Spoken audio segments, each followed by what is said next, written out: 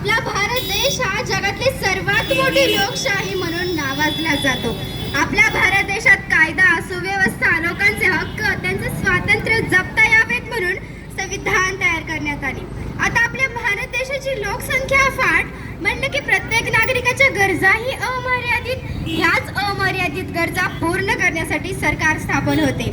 ग्रामीण भागातील सरपंच, शहरी भागातील आमदार, खासदार, राज्य पातळीवरील मुख्यमंत्री आणि राष्ट्र पातळीवरील प्रधानमंत्री ह्या सर्वांना आपण सामान्य नागरिक मतदान करून निवडून देतो. चला तर मग आमच्या सिल्वर जुबली हायस्कूल मधल्या इयत्ता 10वी अ च्या विद्यार्थिनींकडून ही निवडणूक प्रक्रिया आणि आपल्या मतदानाचे महत्त्व जाणून घेऊया.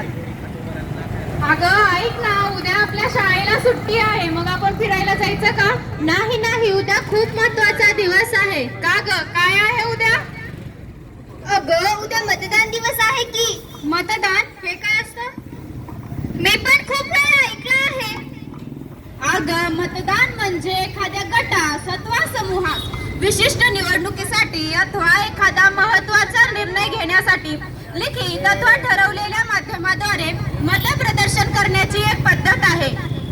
होय, हे मतदान कोणी करायचे आणि का करायचे?